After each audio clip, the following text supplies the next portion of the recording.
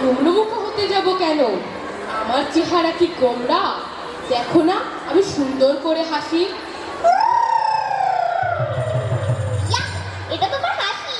কেন এভাবে বললে কেন? তোমার হাসি শুনে যে কেউ ভয় পাবে।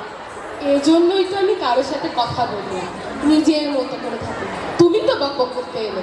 আচ্ছা বাবা, তুমি কি আমাকে বলতে পারবে গুমড়োমুখীকে কোথায় পাবো? হ্যাঁ পারি, কিন্তু বলবো না। প্লিজ বলো না, প্লিজ। আমি যত বেশি শুনি তত কম বলি। আমি তোমাদের মতো তো বাচাল না। একটু বলোই না। তাহলে সরি বলো। সরি পেঁচা। যেদিক দিয়ে যাচ্ছ সেই পথেই যাও। থ্যাংক ইউ পেঁচা। শোনো মেয়ে, নিজের লক্ষ্যে অটুট থাকো, হাঁপিয়ে উঠো না। যতক্ষণ পর্যন্ত নিজের গন্তব্যের সন্ধান না পাবে ততক্ষণ পর্যন্ত লেগে থাকো।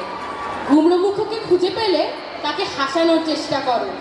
যদি তুমি তাকে হাসাতে পারো তবেই তোমার ঘুম ভাঙবে। বিদায়।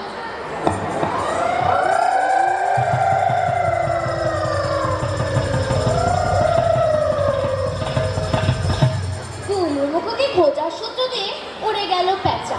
সেই পথ দিয়ে একটা ঘন অন্ধকার জঙ্গলের মধ্যে পৌঁছালো অ্যালিস। কিরকম জঙ্গল বলো তো?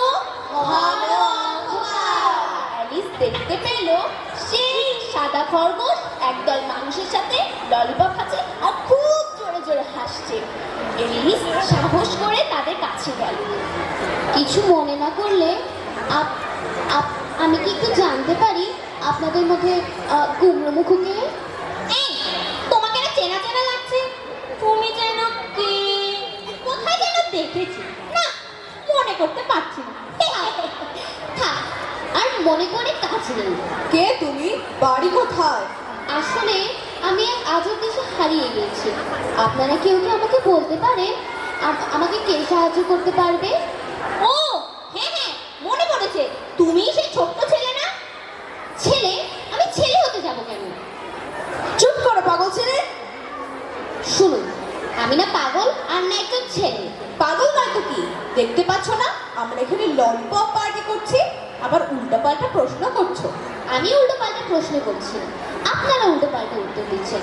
আসলে আপনারাই পাগল। এই শিশু শোনো, কথা কম বলো। এই নাও, এই ললিপপটা খাও। তাকিয়ে আছো কেন? তুমি কি ললিপপ পছন্দ করো না? জি মানে ভিতু ভয় পাচ্ছে, সামান্য একটি ললিপপ খেতে ভয় পাচ্ছে। আপনাদের ললিপপ পার্টিতে থাকার মতো আমার কোনো ইচ্ছে নেই। আপনারা কি আমাকে বাড়ি ফিরিয়ে দিতে সাহায্য করতে পারবেন? এই দাঁড়াও, আমি বোধহয় তোমাকে চিনতে পেরেছি। তোমাকে না আমি আমার বাড়িতে পাঠিয়েছিলাম। আমার প্যান্টটা কোথায়? তোমাকে না সেটা আনতে বলেছিলাম। তার আগে আপনি আমাকে বলুন, আপনি কেন আমাকে এই অদ্ভুত জায়গায় পাঠিয়েছেন? আমি? কবে? কখন? কিভাবে? ওই আমার তো কিছু মনে পড়ছে না। উফ, আমি বুঝতে পারছি না জ্ঞান দেখুন কেন আমাকে এই অদ্ভুত জায়গায় পাঠালো। আমাকে কি কেউ একটু দয়া করে বলবেন আপনাদের মধ্যে কি কেউ গুমড়োমুখ আছেন? নিশ্চয়ই সে কেউ বাজে কেউ। এরপর হঠাৎ এক বিকট চিৎকারে চারপাশ কেঁপে উঠল। সবাই চুপ হয়ে গেল। একজন যেন ভুলে গেল আরেকজনের দিকে তাকাতে। এমন সময় তাদের সামনে হাজির হলো এক বিশাল বাঘকে দেখে তো বেচারি এলিনের নড়াচড়া বন্ধ হয়ে গেল।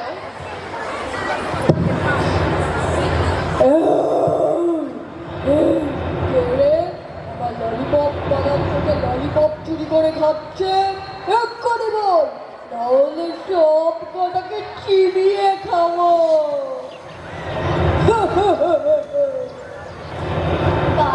হরিবাগ মামা, করোনা গোরাগ মামা, তুমি যে মানিকে দাদান্ত,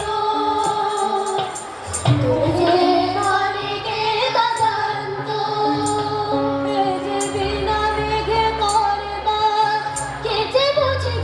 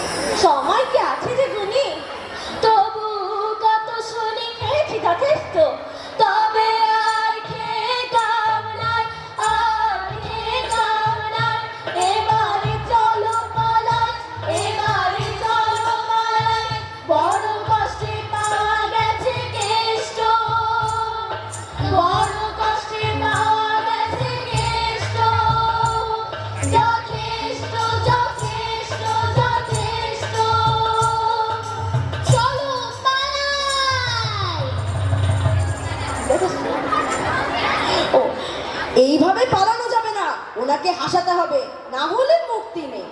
এখন কি করে হাসাবো? নিজেই তো হাসতে ভুলে গেছি। তাহলে বড় আচ্ছা আচ্ছা, বাঘ মামা, আপনি কি একটা জোক শুনতে চান? জোক শুনতে পারি, তবে একটু শর্ত। কি? তোমার জোক শুনে যদি আমার ভালো লাগে এবং আমি যদি হেসে উঠি, তোমাকে ছেড়ে দেব। আর যদি আমাকে হাসাতে না পারো, তবে আমি তোমাকে খাবো। তাহলে আমারও একটা শর্ত আছে। বলো। আপনি যদি হেসে ওঠেন, তবে এই খরগোশকে বলবেন আমাকে আবার বাড়ি ফিরিয়ে দিয়ে আসতে। জোক শোনাও। দেখুন, কিছু মনে নেবেন না। আসলে আমাদের ওখানের বাঘকে তো চিড়িয়াখানায় আটকে রাখা হয়। এমনই এক চিড়িয়াখানায় বাঘের খাঁচার সামনে একজন বাবা তার ছেলেকে বলছিলেন, বাঘ কত ভয়ঙ্কর প্রাণী, কি ভীষণ হিংস্র সে। ছেলে কাঁদো কাঁদো হয়ে বলল, বাবা, এই বাঘ যদি তোমাকে খেয়ে ফেলে? বাবা বললেন, কি হবে তাহলে? তখন তার ছেলে ভ্যাঁ করে কেঁদে দিল। বাবা বললেন, এই ছেলে কাঁদছো কেন? বাবা, এখন তাড়াতাড়ি চলো, বাঘ তোমাকে খেয়ে ফেলে আমি বাড়ি যাবো কিভাবে?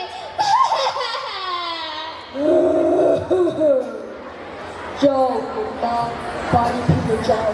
তবে মনে রাখবে, নিজের স্বপ্নকে কখনো হারাতে দেবে না। জীবনে যত কঠিন সময় আসুক, বুদ্ধি দিয়ে তার সমাধান করবে। ধৈর্য ধরে সঠিক সময়ের জন্য। লক্ষ্য ঠিক থাকলে সফলতা আসবেই। যাও তোমরা, যাও, বাড়ি ফিরে বাঁচো মুক্ত মনে।